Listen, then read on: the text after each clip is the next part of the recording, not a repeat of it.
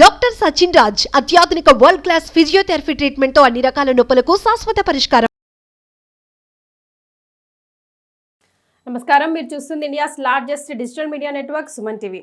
ఈరోజు ఈ వీడియో నేను ఎవరితో చేయబోతున్నానో తెలుసా? నారాయణమ్మతో. నారాయణమ్మ అంటే ఇప్పటికీ తెలియని వాళ్ళు ఎవ్వరూ ఉండరు. పాట పాడి దుమ్ము దులిపేసింది. నమస్తే అమ్మ, బాగున్నారా? నమస్తే మేడం, బాగున్నా మేడం, మీరు బాగున్నారా అమ్మా? బాగున్నామమ్మా. ఏం వైరల్ అయిపోయినరు, ఎక్కడ చూసినా మీ వీడియోలే కనిపిస్తున్నాయి. నీతో మాట్లాడినప్పుడు మంచి మంచి కథలు కూడా చెప్తావు, నువ్వు పాటలు పాడినప్పుడు కథలు కూడా మంచి మంచిగా చెప్తావు అని విన్నాం. అయితే ఇవాళ రేపు రామాయణ మహాభారతాల గురించి కానీ ఆ పాత్రల గురించి కానీ ఎవ్వరికీ ఏం తెలియదు, ముఖ్యంగా పిల్లలకు తెలియదు. అంతెందుకు నాకు కూడా కొంచెం కొంచెం మాత్రమే తెలుసు, కానీ క్లియర్గా ఏమీ తెలియదు స్టోరీ అసలు అంటూ ఏం జరిగిందని. ఇప్పుడు చిన్నప్పుడు నాయనమ్మలు అమ్మమ్మలు స్టోరీలు చెప్తే మహాముచ్చటగా వింటాం, నువ్వు చెప్తే అది యాదికొచ్చింది నాకు. అందుకే నీతో స్టోరీలు చెప్పించుకుందామని డిసైడ్ అయినా. సరేనా? సరే అమ్మా. అయితే ఇప్పుడు నేను ఏం అడగబోతున్నానంటే, ఈ వీడియోలో ఇప్పుడు ఇక్ష్వాకు కులంలో రాముడు ఒక్కడే గొప్ప రాజా, ఇంకెవ్వరు లేరా? ఆయననే మనం ఎందుకు దేవుళ్ళలా కొలుస్తాం? అంటే ఉన్నారు, గొప్ప వాళ్ళే ఉన్నారు, కానీ ఈ రాముడు చేసినటువంటి పనులు వాళ్ళు చేయలే. వాళ్ళు రాజ్యం ఏలిండ్రు, రాజ్యాల గెలిచిండ్రు, రాణుల గెలిచిండ్రు, అన్ని విధాలు భగవంతుని గురునామ స్మరణ హరినామ స్మరణ చేసిండ్రు.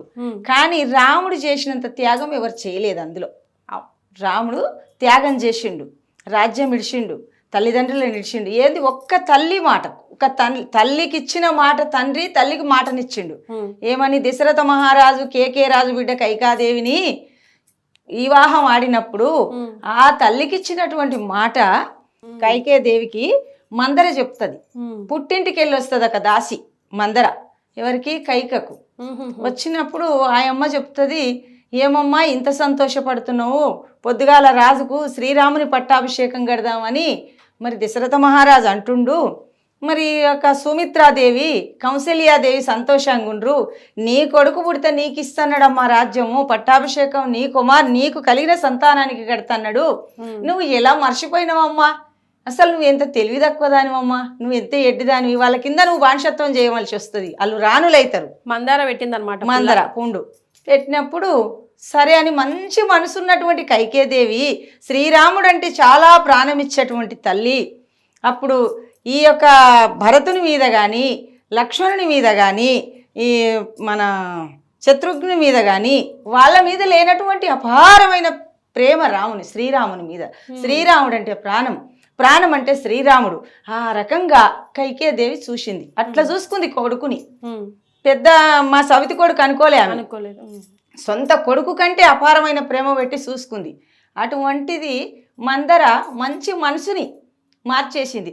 చెప్పుడు మాటలు ఇప్పటికప్పటికి చేటు, ఇప్పటికైనా ఇన్నదానికి మనం చూసిన దానికి వేరే వాళ్ళు చెప్పిన దానికి చెప్పుడు మాటలు షేట్ అన్నారు. ఆ మాట కోసం అలిగి పన్నది. అలిగి పంతే అందరు వచ్చిర్రు. ఆయనకు ముద్దుల భార్య. ఎందుకని అంత ఇష్టం? అంత ఇష్టంతో చేసుకున్నాడు. మరి భారతంలో సత్యభామ ఎట్లనో ఈ తల్లి కూడా అట్లా.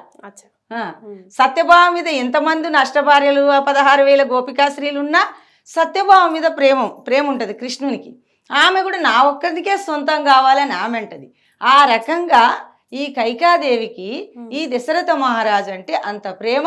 ఆ ప్రేమతోనే చేసుకుంటూ మాట వాగ్దానం చేసి చేసుకున్న తర్వాత ఈమెకు భరతుడు, పెద్ద కౌసల్యాదేవికి మన శ్రీరామచంద్రుడు, సుమిత్రాదేవికి లక్ష్మణుడు, భరతుడేమో కైకేదేవి కుమారుడు.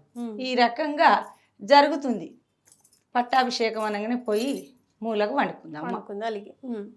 అలిగి పంతే ఆమె లేనిది రాముడు అంటే ఆమెకు ప్రేమ, ఆమె అంటే రామునికి ప్రేమ. ఆమె తినిపిస్తేనే చందమామ గోరుబుద్దలు తినిపిస్తేనే ఆయన తినేది. అటువంటిది పండుకుంది. మా అమ్మ రాలేదని ఈయన అనుకుంటుండు. మరి నా భార్య కైకేదేవి రాలేదు, ఆమె లేనిది నేను ఎట్లా రాజ్య పట్టాభిషేకం కట్టాలి శ్రీరామచంద్రుని కానీ ఆమె దగ్గరికి పోతే, ఎందుకు కలిగినవమ్మా ఏంటి అని అంటే, నాకు ఇచ్చిన మాట మర్చిపోతివా నువ్వు, నీకు ఎట్లా పుట్టిందమ్మా ఈ బుద్ధి అని అడుగుతాడు దశరథ మహారాజు. ఇంత ప్రేమ నీకు రాముడంటే, రాముడు లేనిది నువ్వు లేవు, మీరు లేనిది రాముడు లేడు, ఇట్లా ఎవరు నేర్పించిరి, ఎవరు నూరిపోసిరి మంద అని ఆయనకు అనుమానం వస్తుంది. ఇచ్చిన మాటనే కదా, ఇచ్చిన మాట కానీ నిలబెట్టుకోవాలి. ఇచ్చిన మాటే కానీ ఈయనకు అపారమైన ప్రేమ. ఈయనకు ఒక శాపం ఉన్నది దశరథ మహారాజుకు. ఆ శాపం ద్వారా ఈమె కోరుకుంది, కానీ ఈ తల్లి పెట్టిన మందర పెట్టిన మాటకు గట్టిగా అయిపోయింది అమ్మ. అయిపోయి లేదు, భరతునికి పట్టాభిషేకం, రామునికి వనవాసం అని చెప్పింది. చెప్పంగానే అప్పుడు కుప్పగూలిపోయిండు దశరథ మహారాజు. ఇచ్చిన మాట మర్చిపోయిండు, చేసిన పాపం మర్చిపోయిండు. మర్చిపోయిన తర్వాత ఓహో రాముని మీద ప్రేమ, నా కుమారునికే నువ్వు పట్టాభిషేకం కట్టాలి, శ్రీరామచంద్రునికి అడవి అరణ్యం వనవాసం చెప్తాడు అనే వరకల్లా కుప్పగూలిపోయిండు మహానుభావుడు. అప్పుడు రాముడు వస్తాడు, నాయన తండ్రి గారు ఏంటి కుప్పగూలిపోయిన కారణం ఏంటి, నన్ను పిలిపించిన కారణం ఏంటి, నన్ను ఎందుకు రమ్మను నాయన అంటే, నాయన నేను మతి చెడి కొడుక సకలమైన వాకులిచ్చి సుఖము జడితి రా తండ్రి. కొడుక రామచంద్ర, నేను సకలమైన వాకులిచ్చి మీ తల్లి పినతల్లికి ఆ యొక్క వాకులిచ్చి సుఖము జడితి రా తండ్రి. ఇక నీకు వనవాసం అన్నది నాయన, భరతుని పట్టాభిషేకం అన్నదని.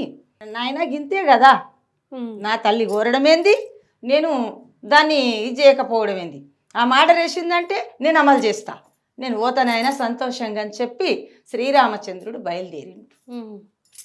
బయలుదేరుతున్నప్పుడు ఊకుందామల్లా ఈ రాజదుస్తులు, ఈ చిలీచిలంబరాలు, ఈ యొక్క కిరటాలు, ఈ ధనుర్బాణాలన్నీ అక్కడ పెట్టిపోనాయనని నారచీరలు తయారు చేసి పెట్టింది వాళ్ళకు.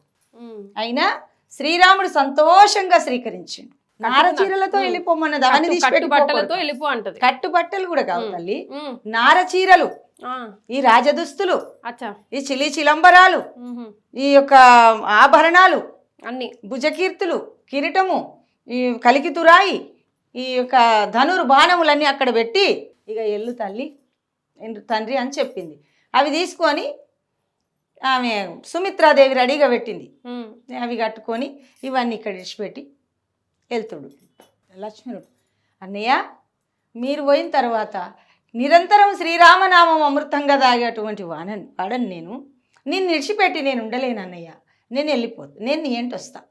వద్దు నాయన, నీ భార్య ఉర్మిళ, నీ తల్లి సుమిత్రాదేవి బాధపడుతుంది నాయన అంటే, లేదన్నయ్య నీ రామనామానికంటే నీ సేవ కంటే గొప్పది ఏది లేదని చెప్పి ఆయన బయలుదేరుతాడు. ఇప్పుడు సుమిత్రాదేవి బట్టలు రెడీ చేసింది, అందరు బయలుదేరి. సీతాదేవి, స్వామి నిరంతరం నీ పాదసేవ దాసిని నేను, నిన్ను విడిచిపెట్టి నేనుండగలనా, ఉండమ్మా అత్తమామల సేవ చేసుకుంటా, ఇక్కడే ఉండు, మరి నీ యారాండ్లు తోటికోడాన్లు ఉన్నారు, నీ మరుదులు ఉండరు, వాళ్ళతోటి నువ్వు సంతోషంగా ఉండమ్మా. ఈ యొక్క అయోధ్య నగరం పట్టణములు అంటే స్వామి నేను ఉండను, మీరెక్కడుంటే నాదక్కడ, మీరు అడవిలున్నా శ్రీరాముడే, అయోధ్యలున్నా శ్రీరాముడే, మీ పాద దర్శనమే నాకు శ్రీరామ రక్ష, మీ పాద సేవ చేసుకుంటేందుకు నేను వస్తాను ఆయన, నేను ఉండనంటే ఉండనని స్వామి వారితో ఆమె అభయం తీసుకొని కూడా బయలుదేరి సీతాదేవి వాళ్ళ ముగ్గురు బయలుదేరి పోయేటప్పుడు చెప్తాడు కైకాదేవికి, అమ్మా అమ్మ వందనము కైకమ్మ వందనమమ్మ, అమ్మ వందనము కైకమ్మ వందనమమ్మ. వశిష్ఠ విశ్వామిత్రుల వాళ్ళ సేవ, గురువుల సేవ, వశిష్ఠ విశ్వామిత్రుల సేవ చేయుమని చెప్పు, వశిష్ఠ విశ్వామిత్రుల ముద్దుల తమ్మిని భరతుని ముమ్మాటికి తిట్టకమ్మ, ముద్దుల తమ్ముని భరతుని నువ్వు తిట్టకమ్మ తల్లి. అమ్మ సెలవిమ్ము కైకమ్మ వందనము, అమ్మ సెలవిమ్ము, అడవి కోయటందుకు సెలవి అని పాదాలకు నమస్కారం ఆమెకు చేసుకుని పోతాడు. తండ్రికి చేయలేదు, తల్లులకు చేయలేదు, ఎవరికి చేయలేదు, ఆ తల్లికి చేసిండు. మరి ఆ తల్లి గనక ఈ యొక్క వాక్యం ఈ వరం కోరకపోతే, రామునికి అరణ్యం అనకపోతే, మరి భరతునికి అయోధ్య అనకపోతే ఆయన పోయేవాడు కాదు, ఇంత రామాయణం జరిగేదే కాదు. అందుకు ఆ యొక్క తల్లి గొప్పది కైకాదేవి, ఆ తల్లి వాక్యం మీద వెళ్ళిపోయిండు. సో ఈ కథలో మనం ఈ వీడియోలో ఇంత మటుకు కథ తెలుసుకున్నాం, మరిన్ని వీడియోలో మరిన్ని కథలు తెలుసుకుందాం. ఓకే అమ్మ, సరేనమ్మా, నమస్తే. నమస్తే అమ్మ, నమస్తే, ధన్యవాదాలు.